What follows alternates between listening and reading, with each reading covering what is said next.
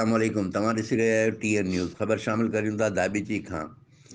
नवाब शाह जे जोखिया बिरादरी जे अलीम आदिल शेख ख़िलाफ़ एहतिजाज, फौरी तौर ते असेंबली में निकाली ॾियण जो मुतालबो। ख़बर मूजिबि नवाब शाह जे जोखिया बिरादरी जे कामरेड दाद जोखियो, आज़ाद जोखियो, अयाज़ जोखियो दाबिची प्रेस क्लब में प्रेस कॉन्फ्रेंस कंदे चयो त सिंध असेंबली में करारदाद मंज़ूर कराइण वारो साईं GM सैयद सिंधी हो, जंहिं असेंबलीअ जो बुनियादु रखियो। अॼु उन असेंबलीअ ते कुझु भॻोड़ा अची करे क़ाबिज़ थियण जी कोशिशि करे रहिया आहिनि।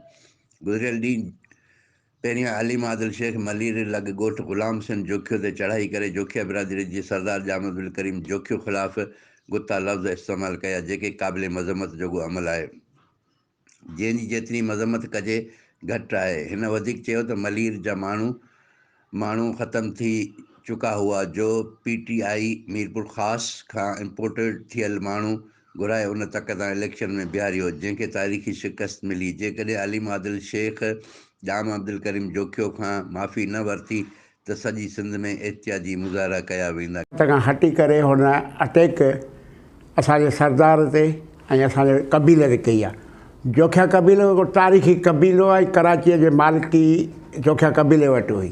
कैमरामैन टीम सां गॾु शाहिद समूह TN न्यूज़ दाबिची।